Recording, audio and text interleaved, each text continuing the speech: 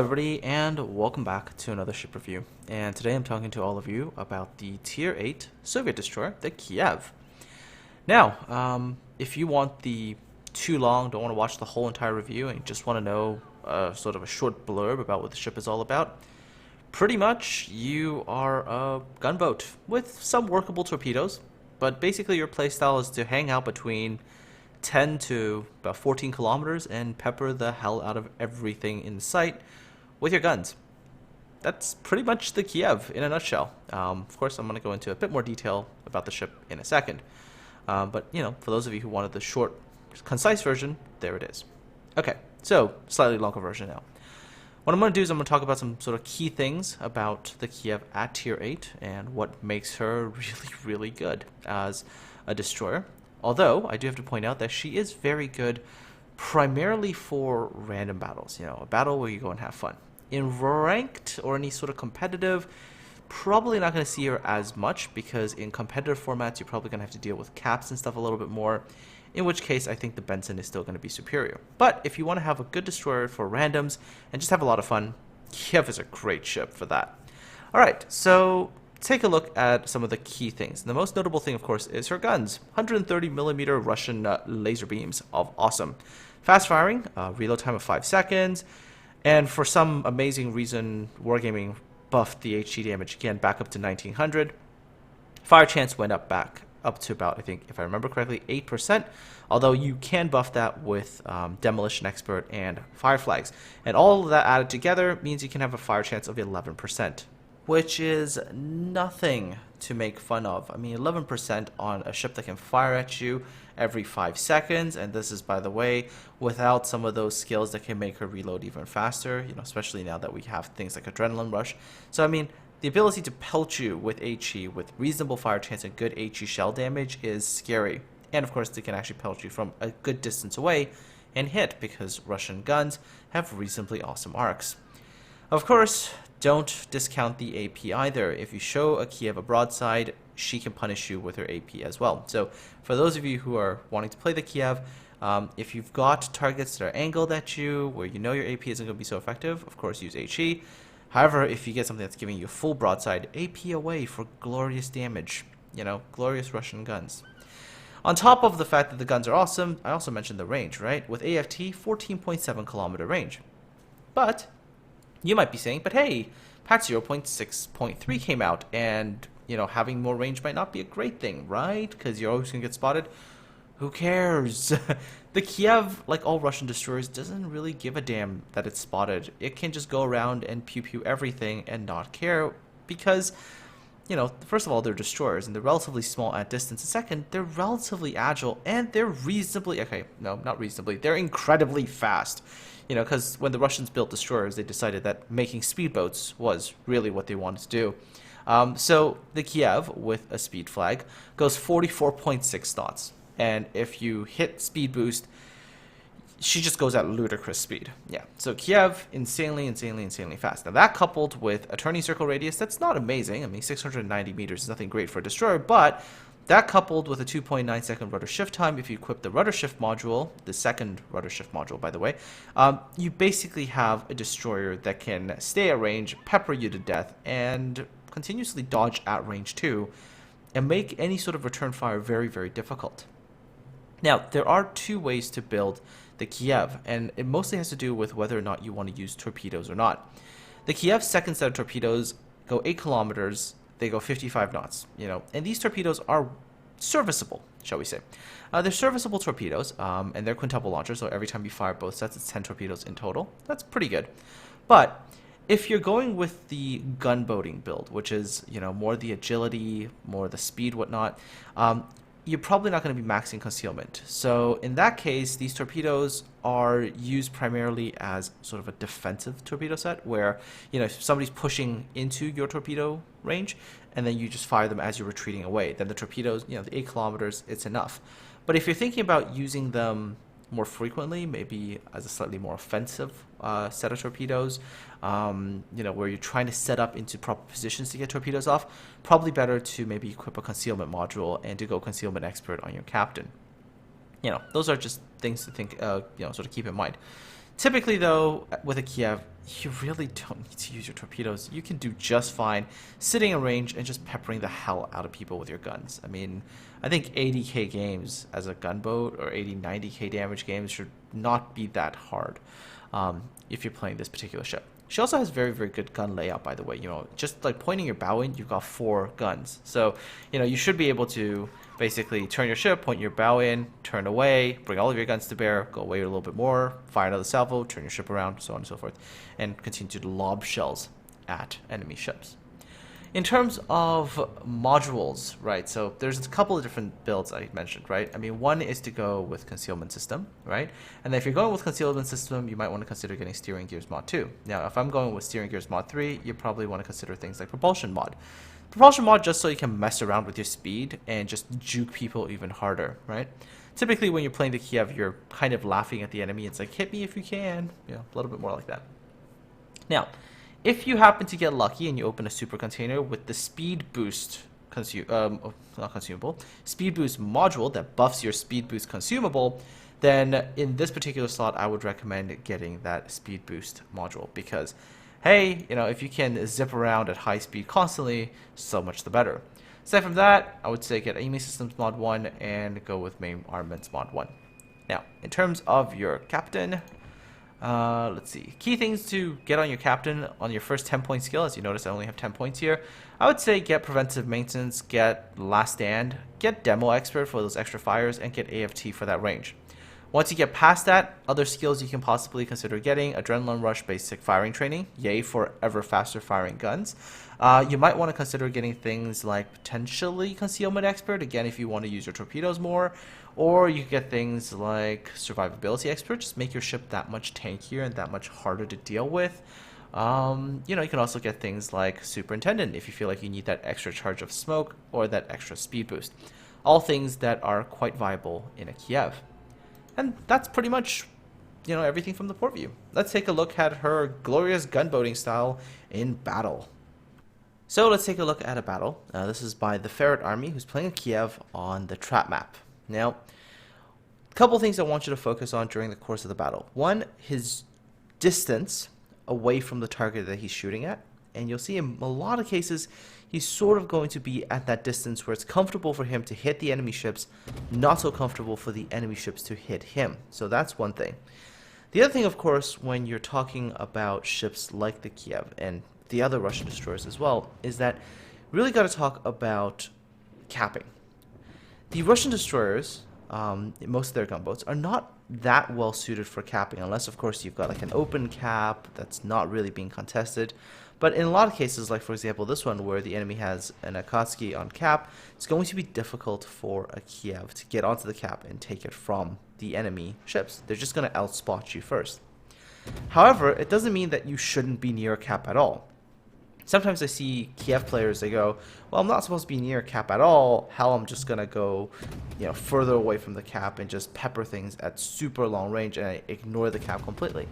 What you can do is you can be that second line supporting destroyer. So let the destroyers with better stealth go in and take the lead. So maybe Benson's, heck, even Ognivoy's, you know, let them go in there, take the lead, and then what you do is you stay a little bit further back where you can still use your guns to good effect, and you basically use it to bully other destroyers that are trying to get on the cap and contest it. And by bullying them, hopefully you push them off. I did mention earlier that armor piercing against broadside targets is something you should use. So take a look, for example, at this enemy Mogami. Just come in and watch the armor piercing salvo damage. It's very, very consistent. It's very good. And it's usually in the high 2,000 damage range per salvo.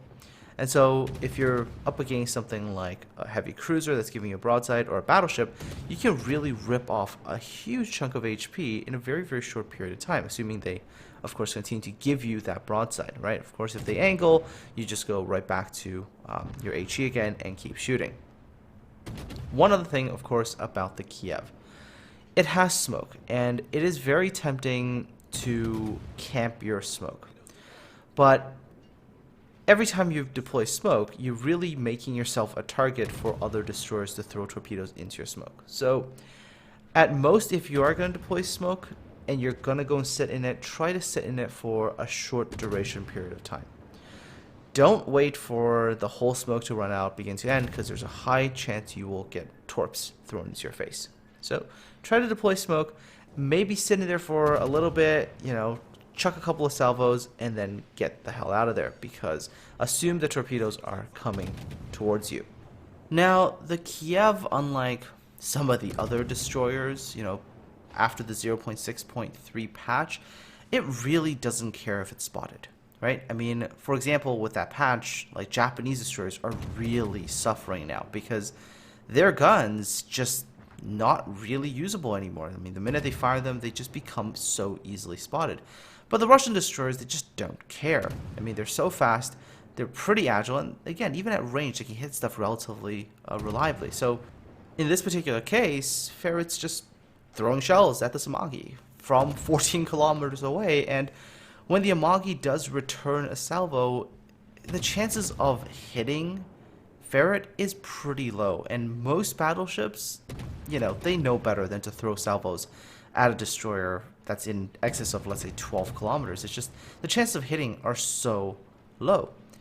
All the while, the Kiev can comfortably sit at this range and pepper the battleship to death with fires and HE damage and just make the battleship's life miserable. And that's really the Kiev's primary job. It's a harassment destroyer. You're sitting there, you're harassing the hell out of every other ship on the enemy team, keeping them lit, keeping them burning, keeping them just not in a happy, comfortable place. That's your main job.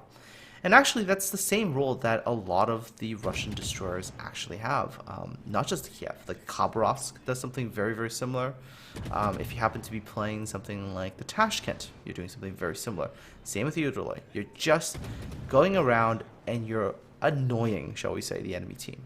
Just going in there, popping some shots, and just really just driving them nuts with the fires, and hell, with certain ships like maybe the Cobb, for example, you can even drop the torpedo salvo every once in a while. Who knows? Maybe a ship will run into your torpedoes. There's some additional flooding, additional damage. That's really it. The best way to really think about the Russian destroyers like the Kiev is to think about them as ultra-light cruisers that don't have citadels. So play them as such, right? Play them as these ultra-light cruisers. Don't play them like normal destroyers where you're like, oh, I'm going to try torpedoes, I'm going to try stealth and try that. And most times with the Russian destroyers, you can just play that super light cruiser role, supporting your DDs, and just, do this. Piss people off from 14k away, and there's not much they can do, right? And typically, if you do this, and you do this reasonably well, you know how to keep your distance, and you know when to get near and when to stay at range, on average, like I mentioned earlier, 80k games, 90k games, really not all that hard. It's like playing a Khabarovsk, for example. If you know what you're doing with a Cobb, 100k damage in a Cobb is a cakewalk. You should be able to get that damage without even having to think. And the same is true of the Kiev. If you understand the characteristics of the ship and you know how to be aware of your surroundings and you know where enemy ships are so you don't get surprised, you could theoretically stay at a comfortable distance and just pepper everybody for massive amounts of damage. In the event that, of course, you do run into, let's say, an enemy destroyer that's actually willing to fight you, let's say at closer ranges, and you are getting surprised, be aggressive. Turn the tables on them. The Kiev has that rate of fire. It's got those, forward guns. And again, you can just turn bow in, present them with a very small profile, and then just hammer them with those forward 4 guns. You could also do some wiggling, maybe bring the rear guns into action as well, and just engage. Be aggressive with these Russian destroyers. Do be careful. See, once you get closer, 8 kilometers, 7 kilometers to a battleship, they can punish you for it.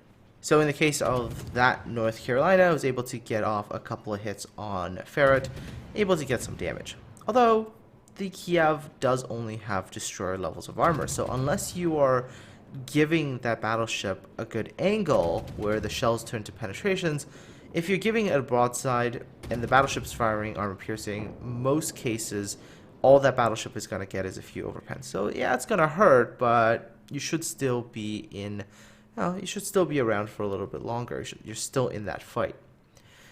Okay, so take a look at the positioning so far, you'll notice that in most of the last little bit of engagement, Ferret was a little bit further back, letting other ships be ahead and basically gunboating and harassing, and just a little bit further back and doing that support role.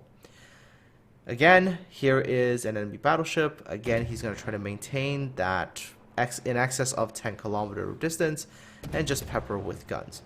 The torpedoes I mentioned earlier, they are more for defensive purposes. So for example, if the enemy team is pushing towards you, you can drop some of those torps and hope they do something. Maybe hit, maybe do a flooding, maybe cause some damage. So in this particular circumstance, where the Bismarck and the enemy Miyoko are pushing towards Ferret, Ferret could have dropped some torpedoes. I mean, I know they're only 8-kilometer torps, but think about it. You drop them at this point, and they go 8 kilometers, while the enemy ship is actually approaching your drop point. You know, that distance is going to decrease for the enemy ship, and they might just run into those 8-kilometer torps. So that would be the ideal situation to have used longer distance torpedoes. And of course, you know, the only other one is really like ambush situations where something pops out. It's like, oh, surprise, this is 3 kilometers away. Then of course you're just gonna be like, okay, screw it, just use torpedoes, much more reliable, good chance of nuking that enemy ship in one go, right? Guns, again, you're going to be using this weapon set in most circumstances. At distance, this is going to be your ideal weapon set. And that's pretty much it for the Kiev, really. Like, there's no... The Kiev is one of those ships that really doesn't have all that much to it, to be honest. I mean, this is a ship that doesn't really have a very high difficulty curve. You know, like other destroyers, I would say, requires a bit more thinking now, especially with patch 0.6.3. They require a bit more out of you. You know, you got to think, like, do I want to open up with my guns? Do I want to just be more of a torpedo boat?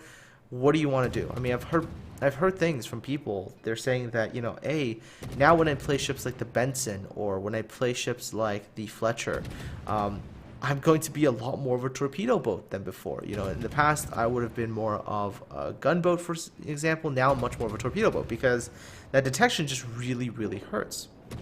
And okay, I mean, here I'm probably going to be adding a little bit of fuel to that fire, though. But, you know, there is that feeling that there's a bit of Russian bias here because the least impacted destroyer line are the Russian destroyers. You know, and the Kiev is no exception. She is equally effective now as she was before. In fact, she might even be a little bit more effective against other destroyers just because if they fire, she can spot them for like miles and miles away. So anyways, Kiev as a destroyer, I think overall, is an easy to play destroyer. You know, this is not a ship that requires that much skill, although it does require some endurance on that finger. You know, I think you might just want to just hold down your mouse button. I think it's a bit more comfortable that way for you to hold down your mouse button. I mean, other than that, you're going to be clicking a lot, like a lot of clicking. I remember battles with my Kiev, though, and of course my Cobb as well. You know, the thing that I don't like about the ships is just the clicking. I feel like I'm going to break my mouse and I'm going to need a new one by playing this ship. But other than that, if you don't care, if you're okay with just holding down mouse buttons and you just want something that's easy to play, something that's fun, okay, hold on that fun bit. Maybe not fun per se. It could be. I mean, if you're kind of sadistic and you want to just burn everything, then sure, fun. But it's a pretty easy ship to play. And if you're somebody who's looking for harder ships to play, ships that offer more of a challenge, then unfortunately the Kiev isn't really your kind of ship. It's probably better to find something else. Again, see in this particular situation against the Ganai, just about 11 kilometers away, you know, as long as you're keeping at this kind of movement where you're dodging in, dodging out, kind of varying your speed a little bit, the battleship over there is just going to have a really, really difficult time trying to hit you. And you can basically sit here and farm witherers and arsonists and all other kinds of goodies from them. You know, just make their lives difficult, right? The Kiev does require you, of course, to maneuver. She does require you to go in, go out, weave in, weave out, speed up, slow down, which is kind of the reason why I said earlier that you might want to consider something like propulsion modification combined with the rudder shift modification 3. You know, that might be a good sort of combination, right? You get the ability to vary your speed a little bit more, and you still have a very, very, very good rudder, and you can kind of dodge and weave and stuff. And that's it. That's all there is to it. I mean, the ferret army just continues to do rinse repeat, literally. Like, it's not difficult. Just rinse repeat this. Continues to shell everything from distance. I'm actually going to speed this video up so you can kind of see that nothing really more is done. He just keeps peppering things for more damage. Although there is one other thing, and this is kind of like maybe it's a small thing for some people, but you know, as a Russian gunboat, and again, it's not just the Kiev, right? Khabarovsk, you know, a lot of these ships have similar styles of play. One other thing you don't want to forget is that you do have the ability to corral enemy ships and deny them certain areas that they want to go to. Because remember, Russian destroyers have really, really good speed, right? So you can actually get into positions where the enemy might be going there to take cover. And what you do is you essentially go there and you pepper them at an angle that they basically have to decide, do I want to just stay here and get shelled and burned to death, or do I want to potentially take my chances with the other ships and maybe I can use armor angling or whatever to get away from you. So if you can do that, that's another thing that you can help your team with. Although, when you're doing that, you do tend to be a little bit further away from your team. So do be careful of carriers. Usually, corralling works best in no carrier environments. And so there we go. Ferret army goes in there, peppers the enemy Ganai some more. Ganai ends up eating a whole bunch more shells and just dies. And Ferret picks up the 170,000+ damage game. Where, again, if you watch the game from beginning to end, you know, he's pretty meticulous about his distance and his position, and he basically hounds the enemy team to death. 380 shell hits, 17 fires, you know, 500,000 credits, 10,000 experience, Witherer, Confederate, high caliber. I mean, pretty good job in a Kiev. Anyways, folks, that pretty much does it for me for the ship review episode. By the way, base experience over 2,600, which is a really good game. Of course, I also want to thank the patrons for their support. I really, really appreciate it, guys. You guys are just keeping me going. Thank you so, so much for your continued support. Although, I do have to say one thing. I thought you guys were going to be a little bit more evil and have me do ships like the Bogue or something. So thank God that you guys actually picked the Kiev. Oh, jeez. I feel kind of relieved and saved. I was like, yes, here's a ship I'm actually okay with. Because, you know, Bogue and Ishizushi, those are ships that I have nightmares about. Anyways, folks, I hope you all have yourselves a good one. Take care, and I will talk to all of you again really, really soon.